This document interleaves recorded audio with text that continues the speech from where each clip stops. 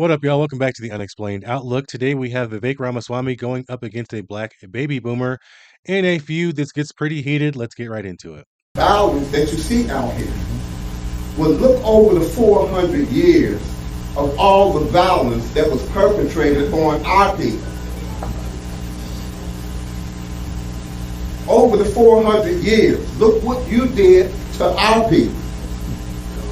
But yet, you know, it's not over with. No, it's not over with. That's the thing. Okay. You want to sweep our history under the table, but you don't sweep the Ashkenazi Jews with the Hitler thing under the table. All the things that you did to the other races of people, you don't sweep that under the table. But when it comes down to the black Negroes, we can always sweep what happened to us under the table. I mean, what more do people want? We got books in schools. Everyone has learned about this stuff. We got shows on the History Channel. There's countless movies. What else do you want? And if you say reparations, I'm going to jump out the window. So I'm telling you right now, the Most High is looking at all of this. That's why, according to Deuteronomy 28, chapter 28, chapter 29, and chapter 30, for all you ministers, you need to read it, because we're living in Revelation times. And it tells you what was done to my people are going to happen to you. Before Vivek Ramaswamy goes in on this guy, what the hell does that even mean? How could you single out a single race of people in the Bible? First of all, if it was anybody, it wouldn't be foundational black Americans who he would be talking about.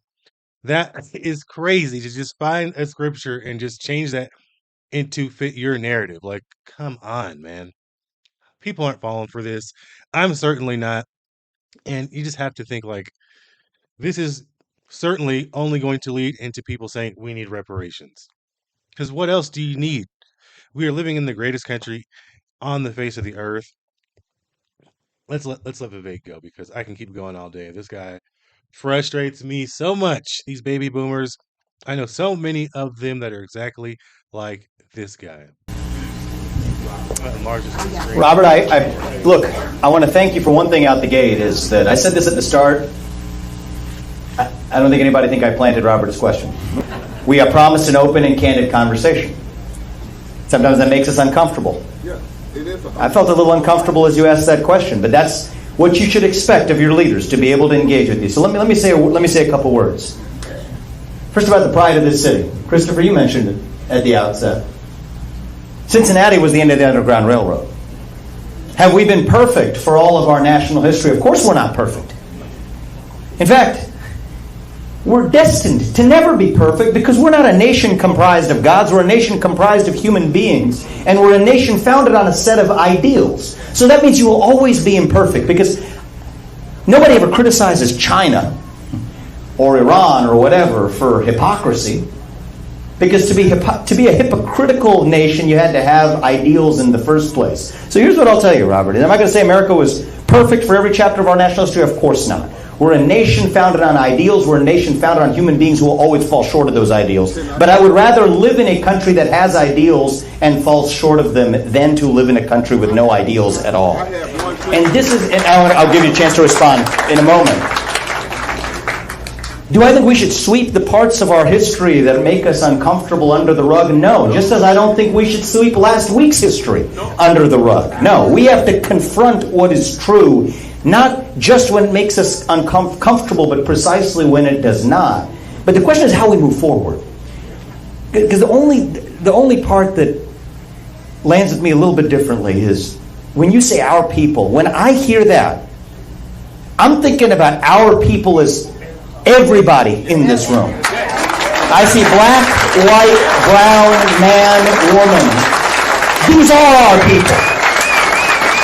America is our people. Ohio is our people. Cincinnati is our people. And I believe it is the God-given right of every person to be able to live a life free of violence, to be able to speak their mind in the open without fear of retaliation. And may I even say, if you're a hard-working American, to go into your city, whether you're black or white, without fear of actually being assaulted or battered, that ought to be the birthright of every American. That's what I want for our people, Robert. And I appreciate you asking that question. Let me just give a few other people a chance. We'll come back to you if we... Here, why don't you give me... We'll be very brief, and then I want to give some other people a chance. This is short. Let me say this. It tells you in the scriptures that the people who put us in captivity was going to have a perpetual hatred against us. It says in the scriptures that they would not pity the young or the old. Who do I listen to? I listen to the Most High. I don't listen to man. Because man is not who saved me. So it tells you in the scriptures a perpetual hatred. And that's what I see every day. You can go on YouTube all around the nation, and what do you see? Our people getting crucified. But nobody steps up and say anything about it. But when something happens like this, it's a big uproar. Well, to my understanding, the gentleman was the one who cast the first stone. And I think you have a stand your ground law here in Ohio saying that you can defend yourself even with a weapon. And anybody with you can defend also. I'm done. Thank you, Robert. I appreciate it. All I will say is, on the matter of history, right? We're leaving the facts of last week. I kept a promise. I'm going to make it. We're going to leave that to the court system to adjudicate. We all saw what we saw on the internet. But what I will say to you is, we had a first question about the Christian backdrop of support. The next question of quoting scripture. I will say that the ultimate grace over a long period of time lies in our ability to forgive and to move on as well, firmly. And I think that's what it's going to take to bring our country and our people together. Christopher, you want to say a word as we get over here to the next question? We'll come to you, sir, right after Christopher. I just want to respond to Robert, who's a friend, to share with you that African Americans have always had a very high standard.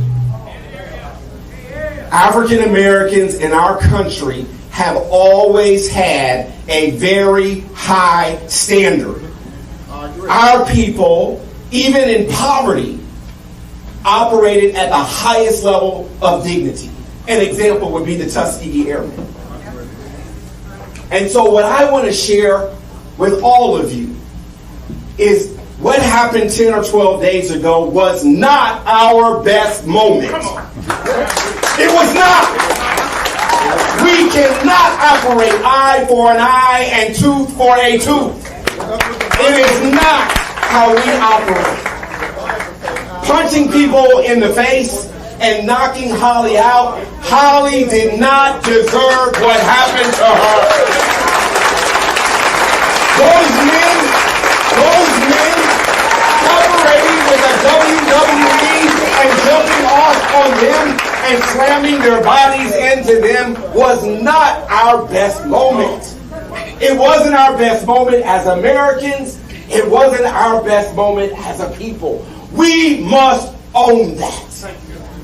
And so I just want to say to my friend Robert that this country has never been perfect for our people. I acknowledge the pain. This is why we chose this location here by the Ohio River, where our people came over that river for freedom. And let me share with you, brother, white abolitionists all up and down 50 took care of us and made sure that we had freedom with great sacrifice. My point to you is this. In this moment, I want to give a voice, paying it forward for those white abolitionists who took care of us. It's now for us in this moment to be able to look at humanity and say what happened in downtown Cincinnati was wrong. And we don't want to accept it. We don't want to make an excuse for it. We don't want to find a way to say somebody did something to me that caused me to hurt people the way they did. Violence is never the answer. Thank you. Unfortunately, I think we have reached a point to where certain people are never going to get what they want out of America and just have to realize that the baby boomers just have to accept where we are in this world, which is still a very good point compared to how things used to be. But people just have to have something to complain about. There are plenty of places you can move in the United States and not deal with racism on a mass scale. There's always going to be somebody that doesn't like you. It might not even be racism. They might not like you because of some other reason. But to just go through your whole life focused on reparations and what you can get from the government and always complaining about stuff has to just be miserable. And I really feel sorry for people like that because there's no changing them. Their mind is made up. People in their 50s, 60s, 70s that have went through whatever but refuse to look at all the change that has happened in this world.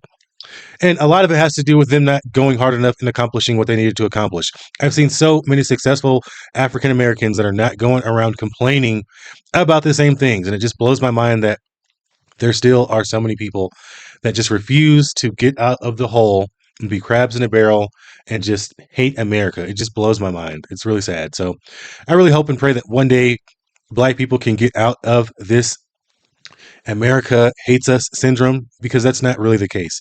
On a one-on-one level, there's always going to be somebody that doesn't like you. But as a whole, I mean, we live in the greatest country in the world. We have a lot of things that we should be thankful for instead of going around complaining every single day on the internet about America hating us because we're black. It is crazy. I'm tired of it, and I'm sure somebody else has to be tired of it too. You guys drop a comment. Let me know your thoughts down below. Do you agree with the Vivek? Do you agree with the gentleman that was in the audience? Didn't really seem like he had a point that he could bring home to really have an argument. He was just up there complaining. And look, let's keep it real here. If Vivek Ramaswamy ends up being the governor of Ohio, I think he'll do an exceptional job. He'll probably be the best governor in Ohio's history. He's already talking about getting rid of income taxes. If he can put more money in people's pockets, that is going to be great. So let's put the racism stuff behind. Reparations are not going to happen. Why keep bringing up the same stuff? Who else is tired of them making slave movies over and over? It is 2025, people. Wake up, go outside, get in nature, and enjoy some life, and stop worrying about the nonsense. Goodness gracious.